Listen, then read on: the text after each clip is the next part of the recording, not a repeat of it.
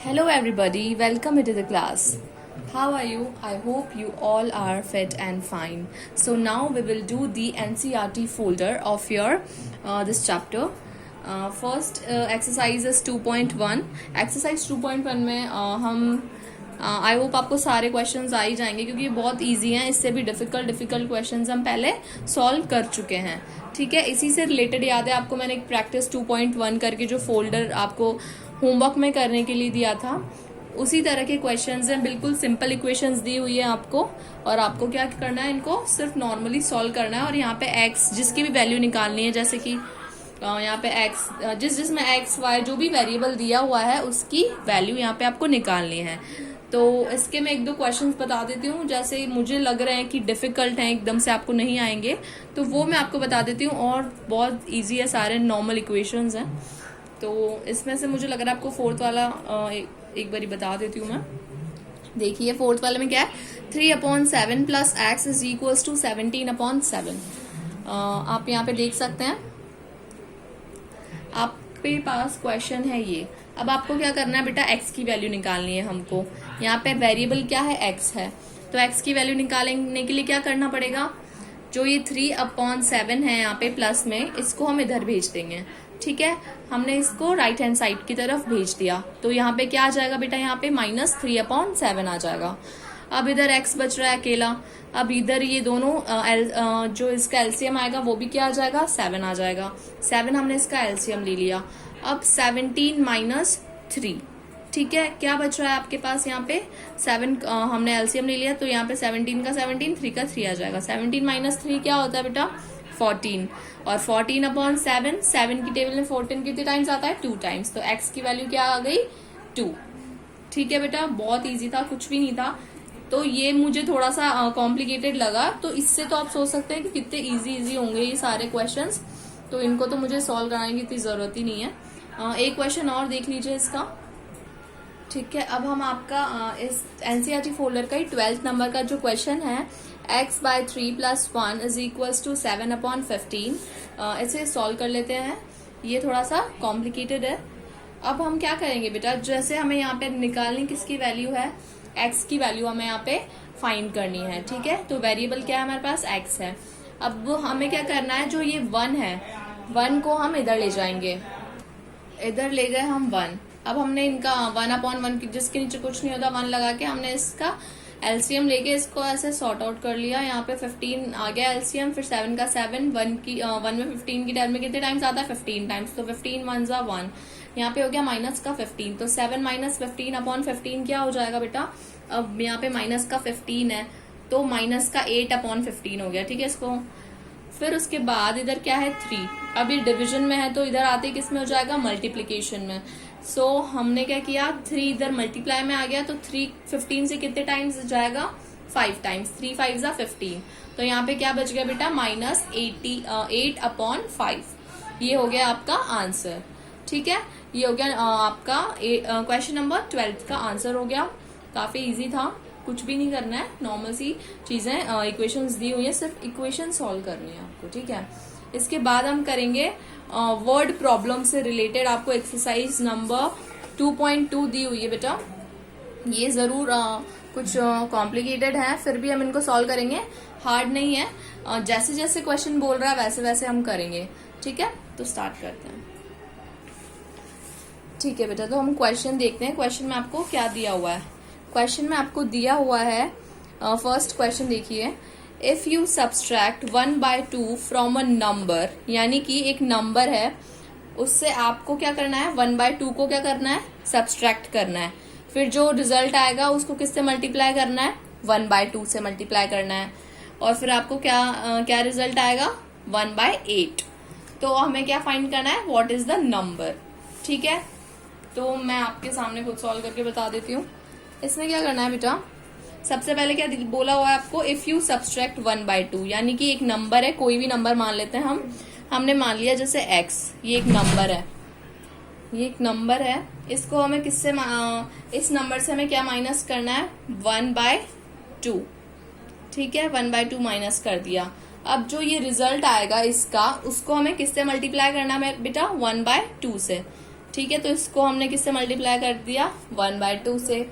अब इसको 1/2 से मल्टीप्लाई करने पे क्या आएगा बेटा, 1/8। ऐसा क्वेश्चन में दिया हुआ है, तो मैं जैसा जैसा बोल रहा है वैसे वैसे करती जा रही हूँ। ठीक है, तो अब हमारे पास क्या बन गई ये इक्वेशन। हमें क्या करना है, जो भी हमें आपको ये जो नाम ही क्या है इसका, वर्ड प्रॉब्लम, तो ये जो भी आपको दिया हुआ है थ्योरी, इसको फटाफट फटाफट देखना है क्या क्या बोला हुआ है, और जैसा जैसा बोल रहा है वैसे वैसे आपको इक्वेशन बनानी है। फिर इक्वेशन बनाने के बाद तो नॉर्मल जैसे हमने ये पहले वाला सॉल्व किया वैसे आपको सॉल्व करते जाना है। अब हमें क्या करना है, इसको इससे मल्टीप्लाई करेंगे, 1/2 को x से मल्टीप्लाई करेंगे तो x/2, इसको इससे करेंगे तो माइनस का माइनस 1/4 इक्वल्स टू में 1/8 है ही सही। अब क्या करेंगे बेटा, अब x/2 का x/2 इधर ही रहेगा, 1/4 को हम RHS की तरफ ले चलेंगे तो क्या हो जाएगा, ये माइनस का प्लस में आ जाएगा, तो 1/8 प्लस 1/4। अब हम इसका एलसीएम ले लेंगे, इन दोनों का क्या आ जाएगा, 8 की टेबल में 8, तो यहाँ पे 1 ही आ जाएगा, इसके 2 टाइम्स आता है तो 2 को 1 से करेंगे तो 2 आ गया। अब ये 7 के साथ चले जा रहा है, इसको क्या आ गया, ये इनको ऐड करा तो 3/8। अब क्या होगा, अब x इज इक्वल्स टू आया हमारे पास, x/2 इज इक्वल्स टू 3/8 आ गया। अब हम क्या करेंगे, हमें वैल्यू किसकी निकालनी है, x की निकालनी है, तो ये जो 2 है अपॉन में, इसको इधर भेज देंगे, अपॉन में यानी कि डिवाइड में है तो इधर जाते किस में चल जाएगा, मल्टीप्लाई में। तो x is equals to 3/8 multiply by 2। तो यहाँ पे क्या होगा बेटा, 2 को हम 8 से कट कर देंगे, कितनी बार जाएगा, 2 4 8, तो आंसर क्या आ गया आपके पास, 3/4, क्योंकि x की वैल्यू क्या आ गई, 3/4, तो आपका यही आंसर हो गया। ठीक है, आ गया समझ में, इजी था, कुछ भी नहीं करना था, जैसे जैसे लैंग्वेज दी हुई है वैसे वैसे सॉल्व करते जाना है हमें। ठीक है, अब हम और देखते हैं क्वेश्चंस। सो स्टूडेंट्स, अब हम क्वेश्चन नंबर 3 देखते हैं। क्वेश्चन नंबर 2 आपको खुद से करना है, that is your homework. Question number 3 देखते हैं। Base of the isosceles triangle is 4/3, यानी कि एक आपको बता रहे हैं कि एक आइसोसेलेस ट्रायंगल है, आइसोसेलेस ट्रायंगल जिसकी 2 साइड्स इक्वल होती है वो, तो उसकी जो एक साइड है यानी कि जो उसका बेस है वो हमें कितना दिया हुआ है, 4/3 सेंटीमीटर, और जो हमारा ट्रायंगल है उसका पेरीमीटर कितना दिया हुआ है। पेरीमीटर का फॉर्मूला क्या होता है, चलो बताओ, पेरीमीटर का ट्रायंगल का फॉर्मूला होता है सम ऑफ 3 साइड्स, तो सम ऑफ 3 साइड्स होता है। तो हमें क्या दिया हुआ है, इसका पेरीमीटर दिया हुआ है 4/2/15 सेंटीमीटर। तो what is the length of either of remaining equal sides, यानी कि हमें पूछ रहा है जो लेंथ है, जो इक्वल साइड्स की लेंथ है वो कितनी होगी। तो आइए देखते हैं, यहाँ पे दिया हुआ बेटा आपको पेरीमीटर ऑफ ट्राइंगल इतना दिया हुआ है। ठीक है, इसको हम क्या करेंगे, ये मिक्स्ड फॉर्म में, सिंपल फॉर्म में कर लेंगे। तो 15 4 कितना होता है, 60, 60 + 2 62/15। ये मुझसे थोड़ा सा बाय मिस्टेक मैंने यहाँ पे क्या किया था, 15 की जगह लिख दिया था 5, थोड़ा मिस्टेक हो गया, मैंने इसको करेक्ट कर दिया है। यहाँ पे लिखा हुआ है 62/15। अब हमें क्या दिया हुआ है बेटा, एक आइसोसेलेस ट्रायंगल दिया हुआ है। आइसोसेलेस ट्रायंगल में क्या बोल रही है कि जो आपका बेस है, बेस क्या होता है ट्रायंगल के, ये होता है बेस, ये परपेंडिकुलर, ये हाइपोटेनियस। तो बेस दिया हुआ है 4/3 और हमें निकालनी है। और आइसोसेलेस ट्रायंगल में दोनों साइड्स क्या होती है, 2 साइड्स इक्वल होती है, तो जितनी ये होगी उतनी ही ये होगी। तो हमने इसको x माना, तो हमने इसको भी क्या मान लिया बेटा, x मान लिया। अब हमें पेरीमीटर ऑफ ट्रायंगल कितना होता है, सम ऑफ 3 साइड्स, 3 साइड्स का सम होता है। पेरीमीटर हमें दिया ही हुआ है, तो एक साइड कितनी है x, दूसरी साइड क्या मानी थी x, प्लस थर्ड साइड हमें दी हुई है 4/3, और जो पेरीमीटर ऑफ ट्रायंगल है वो भी दिया हुआ है, तो ये साथ के साथ क्या चले जा रहा है, 62/15। अब इन दोनों को ऐड किया, यहाँ पे क्या आ गया, 2x प्लस 4/3 तो था ही सही। अब वो जो 2x था, ये जो 4/3 था वो हमने किधर भेज दिया, इसकी तरफ भेज दिया। ठीक है, तो 2x इधर का इधर रह गया और इसको हमने भेज दिया इधर, तो ये किस में हो जाएगा बेटा, माइनस में। तो ये किस में आ गया, माइनस में। ठीक है, ये आ गया समझ में। अब हम इनका एलसीएम ले लेंगे, तो 15 और 3 का एलसीएम क्या आएगा, 15 ही आएगा। तो 15 की टेबल में 15 1 टाइम्स आता है, तो 1 × 62 क्या होगा, 62 का 62 ये 2 लिखा हुआ है, कंफ्यूज मत होना, क्या है ये 62। अब 3 की टेबल में 15 कितने टाइम्स आता है, 5 टाइम्स, 5 4 = 20 आ गया। अब हम क्या कर, और जो ये 2x है वो इधर का वैसे ही चल रहा है। अब ये 2x इधर, अब 62 माइनस 20 क्या हो जाएगा बेटा, 42 हो जाएगा। 42 अपॉन 15 हो गया। अब यहाँ पे क्या लिखेंगे हम, जो हमें वैल्यू किसकी निकालनी है, वैल्यू निकालनी है हमें x की, और x की वैल्यू निकालने के लिए इस 2 को इधर भेजना पड़ेगा। तो ये किस में है, मल्टीप्लाई में है, 2x लिखा हुआ है, यानी कि जो x है और जो 2 है वो मल्टीप्लाई में है x के, तो ये मल्टीप्लाई से इधर भेजेंगे तो डिवाइड में चल जाएगा। तो डिवाइड में चल जाएगा तो नीचे की तरफ जाएगा 15 इंटू 2, तो 15 इंटू 2 कितना होता है 30, तो 42 अपॉन 30। अब 42 अपॉन 30 को हम इसको अगर काटेंगे अगर हम 6 की टेबल से, तो 6 की टेबल में 42 कितने टाइम्स आता है, 7 टाइम्स, और 30 कितने टाइम्स आता है, 5 टाइम्स। तो यहाँ पे कितना हो गया, x is equal to 7 upon 5 and that is your answer. तो आपका आंसर निकल गया क्वेश्चन नंबर 3 का। तो बेटा जैसे जैसे क्वेश्चन बोल रहा है वैसे वैसे करते जाओ, काफी इजी है। बस यूं है, आपको थोड़े कंसेप्ट क्लियर होने चाहिए कि कोई बोल जाए आपको रेक्टेंगल का पैरामीटर, फॉर्मूलेज लर्न होने चाहिए बेसिक बेसिक, जो आपको आपकी प्रीवियस क्लासेस में आपको पढ़ा चुके हैं। बस वो फॉर्मूलाज आपको लर्न होने चाहिए, तो आपको बिल्कुल प्रॉब्लम नहीं आएगी। ठीक है, नेक्स्ट क्वेश्चन देखते हैं। Okay, now we do the question number 4। आपको 4 क्वेश्चन में क्या दिया हुआ है, सम ऑफ 2 नंबर्स इज 95, यानी कि 2 नंबर्स हैं, कोई से भी आपको अज्यूम करने पड़ेंगे, एक्स वाई नंबर हैं, उनका सम यानी कि जो उनका जोड़ है आपको दिया हुआ है 95। अगर if one exceeds the other by 15, यानी कि जो एक नंबर है वो दूसरे नंबर से क्या है बेटा, 15 टाइम्स ज्यादा है, 15 ज्यादा है, 15 नंबर ज्यादा है, तो हमको क्या करना है, वो दोनों नंबर्स फाइंड करने हैं। तो कैसे फाइंड आउट करेंगे हम, हमें क्या दिया हुआ है, 2 नंबर्स का sum, the sum of 2 numbers x plus Y, मान लिया हमने 95। अब बोल रहे हैं जो एक नंबर है, यानी कि x या y कोई भी मान लो, आपका जो एक नंबर है दूसरे नंबर से 15 यानी कि 15 नंबर ज्यादा है। तो x हमने क्या मान लिया, जो y है, x तो क्या है वो का वही है, जो दूसरा नंबर है, तो जो एक नंबर तो x हो गया और एक हो गया हमारे पास x प्लस 15 हो गया। ठीक है, तो मैंने यहाँ पे सॉल्व कर दिया। अब जैसे हमारा फर्स्ट नंबर दिया था x, सेकंड हो गया था हमारा x प्लस 15, तो इन दोनों का सम कितना दिया हुआ है 95। ठीक है, तो ये जो y इज इक्वल्स टू है ये दिया हुआ है आपको x प्लस 15। ठीक है, तो x प्लस y की वैल्यू क्या है यहाँ पे, x प्लस 15, तो यहाँ पे वैल्यू पुट कर दी। अब इज इक्वल्स टू 95 है, इन दोनों को ऐड कर दिया, 2x आया, यहाँ पे 15, यहाँ पे 95। ठीक है, अब 2x इज इक्वल्स टू 15 इधर चला गया तो 95 minus 15, 2x is equals to 95 में से 15 गए तो 80। अब यहाँ पे 2 को इधर भेजना पड़ेगा x की वैल्यू निकालने के लिए, तो x is equals to 80 upon 2 हो गया। तो x की वैल्यू क्या आ गई बेटा आपके पास, 40 आ गई। ठीक है, तो हमने फर्स्ट जो नंबर था वो क्या माना हुआ था, हमने first number is equals to x था, तो x इज इक्वल्स टू 40 आ गया। सेकंड नंबर दिया हुआ था x प्लस 15, तो x प्लस 15 यानी कि 40 प्लस 15 इज इक्वल्स टू 55। तो 40 फर्स्ट नंबर आपका हो गया 40 और सेकंड नंबर हो गया आपका 55। ये आपका क्वेश्चन नंबर 4 का आंसर हो गया। यही पूछा था कि वो जो 2 नंबर थे वो कौन से थे। ठीक है बेटा, now we solve question number 6। बेटा क्वेश्चन नंबर 6 में क्या दिया हुआ है आपको, आप जो 5 वाला है वो आपको करना है, जैसे 4th वाला है वैसे ही कुछ है, आपको ये सॉल्व करना है खुद से। ये आपका होमवर्क हो गया। अब आप क्वेश्चन नंबर 6 देखिए, 3 consecutive integers add up to 51, यानी कि 3 कॉन्जिक्यूटिव इंटीजर्स हैं, हमको कब तक ऐड करना है उनको 51 तक, और हमें वो इंटीजर्स बताने की क्या है। आपको समझ में नहीं आया होगा तो देखना बेटा, जो कॉन्जिक्यूटिव इंटीजर्स होते हैं ना वो क्या होते हैं, जैसे एक के बाद एक, यानी कि जैसे 3 है, 3 4 5, यानी कि कंटिन्यूअसली होते हैं। ठीक है, उनके बीच में गैप नहीं आता। तो जैसे हमने 3 कॉन्जिक्यूटिव इंटीजर्स, जैसे कि हमने मान लिया x मान लिया अगर, तो फिर दूसरा हो गया x प्लस 1, यानी कि एक ज्यादा होते हैं कम होते हैं। ठीक है, तो वो कॉन्जिक्यूटिव इंटीजर्स होते हैं, x फिर x से एक ज्यादा, फिर थर्ड वाला x से 2 ज्यादा।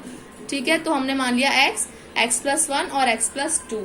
आपको जब भी कभी भी आपको बोले कोई भी क्वेश्चन में कि आपके कॉन्जिक्यूटिव इंटीजर से रिलेटेड क्वेश्चन हो, तो आप यही मानना हमेशा, x प्लस 1 x प्लस 2 इस तरह से मानते हैं।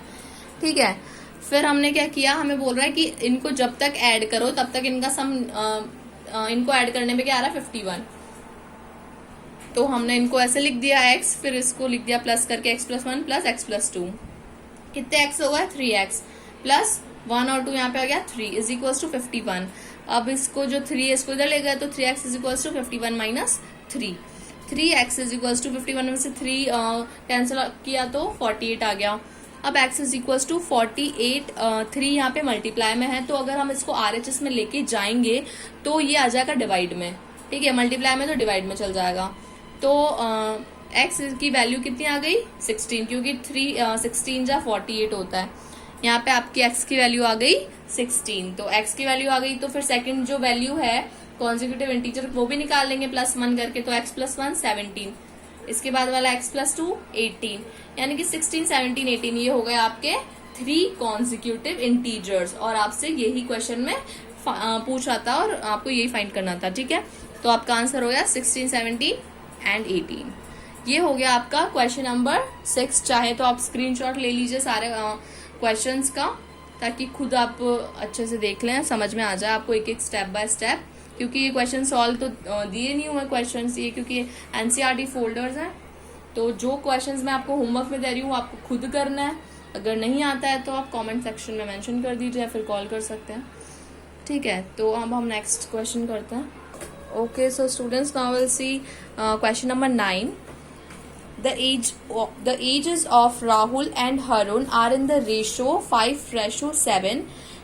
जो एज है राहुल की और हरुण की वो किस रेशो में दी हुई है बेटा आपको 5:7 में।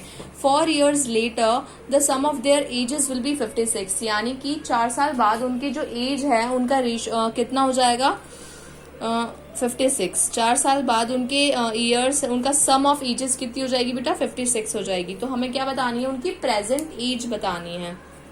तो आइए देखते हैं बेटा, आपको दिया हुआ है राहुल और हरुण की एज का रेशो, ठीक है। रेशो दिया हुआ है 5:7। तो हमको एग्जैक्ट तो पता नहीं है, तो हमने इसको 5x मान लिया और 7x मान लिया। ये बोल रहा है 4 साल बाद जो इनका सम है इनकी एजेस का वो हो जाएगा 56। तो 4 साल बाद क्या होगा, राहुल की एज कितनी हो जाएगी 5x + 4, हरुण की एज कितनी हो जाएगी 7x + 4, ठीक है। तो दोनों की एज हो गई आफ्टर 4 years, और इनका आफ्टर 4 years इनकी एजेस का रेशो रेशो नहीं, इनका सम कितना दिया हुआ है 56। तो इसको और इसको ऐड कर लेंगे, यानी कि इन दोनों का सम 5x + 4 + 7x + 4 कितना दिया हुआ है 56, ठीक है। आ गई इक्वेशन समझ में कैसे हुआ। अब हम क्या करेंगे, जो x वाले डिजिट्स हैं उनको एक तरफ रख दिया हमने, 12x हो गया, 4 4 8 हो गया, यहाँ पे 56। अब 8 को इधर ले गए, 56 minus 8, 12x is equals to 48 आ गया। 56 में से 8 माइनस किया तो अब x की वैल्यू आ गई 48/12। 12 4 जा 48 होता है, तो x की वैल्यू क्या आ गई आपके पास 4। बट ये आंसर नहीं है, हमें क्या निकालना है, इनकी एज निकालनी है। हमने क्या मान ली थी इनकी एज 5x और 7x। अब जो x की वैल्यू आई है इसको हमें इन दोनों को मल्टीप्लाई करना है। तो राहुल की एज कैसे निकालेंगे, 5x मानी थी हमने राहुल की एज, तो 5 × 4 कर देंगे, ठीक है, क्योंकि x की वैल्यू क्या आई है 4 आई है आपके पास। तो 5 4 जा 20, तो राहुल की प्रेजेंट एज कितनी हो गई 20। और हरुण की प्रेजेंट एज तो 7x मानी थी हमने, x की वैल्यू हमने निकाल ही ली, तो 7 × 4 करेंगे तो 28 आ जाएगा। तो हरुण की प्रेजेंट एज कितनी आ गई बेटा 28। तो हमने दोनों की निकाल ली, एक की आई 20 और एक की 28। तो यही आपका आंसर है क्वेश्चन नंबर 9 का, ठीक है। सो स्टूडेंट्स, अब हम क्वेश्चन नंबर 11 सॉल्व करते हैं। क्वेश्चन नंबर 11 थोड़ा कॉम्प्लिकेटेड है, अच्छे से समझना मैं क्या क्या कह रही हूँ। Bhaichung's father is 26 year younger than Bhaichung's grandfather, यानी कि एक बाइचुंग है, ठीक है, उनके जो फादर हैं उनकी एज कितनी है बेटा, वो किससे बाइचुंग की जो फादर हैं वो बाइचुंग से 29 ईयर्स बड़े हैं, और जो उनके ग्रैंड फादर है, मतलब according to the questions language Bhaichung father is 26 years younger than, यानी कि वो कितने छोटे हैं उनके ग्रैंडफादर से 26 ईयर्स छोटे हैं। कौन, बाइचुंग के फादर बाइचुंग के ग्रैंडफादर से 26 ईयर्स छोटे हैं, ठीक है। और जो बाइचुंग्स ग्रैंडफादर्स और जो 29 ईयर्स ओल्डर देन बाइचुंग, और जो बाइचुंग की जितनी एज है ना उनसे वो कितने बड़े हैं 29 ईयर्स ज्यादा, यानी कि older. The sum of the ages, यानी कि जो उन तीनों की एज का सम कितना दे रखा है 135 ईयर्स, ठीक है। तो हमको तीनों की एज निकालनी है कि कितनी होगी। तो आप ये हो गया आपका क्वेश्चन। अब हम आंसर से देखेंगे, ठीक है बेटा। उसमें दे रखा है हमको बाईचुंग के जो फादर है वो 26 ईयर्स तो किससे छोटे हैं, उनके ग्रैंड फादर से, ठीक है। यानी कि जितनी एज बाईचुंग के ग्रैंड फादर, अच्छे से समझना, जैसे अगर हमने मान ली बाईचुंग की एज मान ली हमने x, ठीक है, तो उनके फादर कितने ज्यादा और बड़े हैं उनसे, 29 ईयर्स। हमें कितना दिया हुआ है कि वो उनसे 29 ईयर्स बड़े हैं, किनसे, बाईचुंग से, ठीक है। तो हमने क्या कर दिया, x + 29। और क्या दिया हुआ है कि बाईचुंग के जो फादर है उनके ग्रैंड फादर से कितने छोटे हैं, 26 ईयर्स छोटे हैं। तो हमने बाईचुंग की ग्रैंडफादर की एज कैसे निकालेंगे बेटा, हम क्या करेंगे, उनके जो फादर की एज है x + 29, तो किसकी एज है, बाईचुंग के फादर की, और वो उनके ग्रैंडफादर कितने बड़े हैं उनसे, 26 साल बड़े हैं।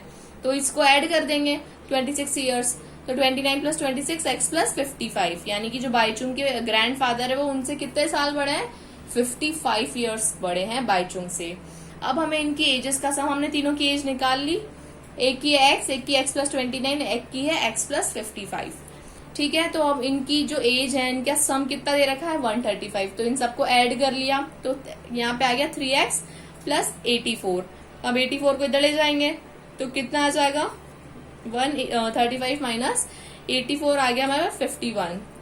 अब 3 इधर नीचे ले जाएंगे तो x की वैल्यू कितनी निकल के आ गई बेटा हमारे पास, 17, क्योंकि 3 17 जा 51, तो 17 आ गई हमारे पास x की वैल्यू। अब हम बाईचुंग, यहाँ पे मैंने पूरा लिख नहीं रखा, बी यानी कि बाईचुंग समझ लो। तो बाईचुंग की एज कितनी दे रखी है हमें, x मानी थी हमने पहले, तो x कितना आ गया, 17, तो ये तो हो गई 17 एज बाईचुंग की, ठीक है। उसकी फादर की क्या मानी थी बेटा अपन ने, x + 29, तो x कितना निकला, 17, तो 17 + 29 कितनी हो जाएगी, 46 ईयर्स, ठीक है। और बाईचुंग की ग्रैंडफादर की कितनी है, x + 55, तो x + 55 करेंगे, यानी कि 17 + 55 कितनी हो जाएगी, 72 ईयर्स। तो ये हो गई आपकी तीनों की एज, एक की होगी 17, एक की 46 और इनकी ग्रैंडफादर की 72। तो ये था आपका पूरा क्वेश्चन। कॉम्प्लिकेटेड बस वही है, आपको एज में ही करना है। सबसे पहले आपको इक्वेशन बनानी है, उसके बाद कुछ भी नहीं है, बस मेन चीज है आपको इक्वेशन बनाना, ठीक है। तो आज की वीडियो हम यहीं पे एंड करते हैं। काफी ज्यादा पढ़ लिया आज हमने, बहुत सारे क्वेश्चन सॉल्व कर लिए। तो जो मैंने इसके बीच बीच में छोड़ दिए हैं आपके होमवर्क के लिए, वो आप कर लेना जरूर, ठीक है। तो वो अगर नहीं करेंगे तो इतने अच्छे से आप समझ नहीं पाएंगे ये वाली एक्सरसाइज को, तो उनको भी कर लेना। और ये तो करवा ही दिए मैंने, ठीक है। तो ये वीडियो को हम यहीं एंड करते हैं। Thank you.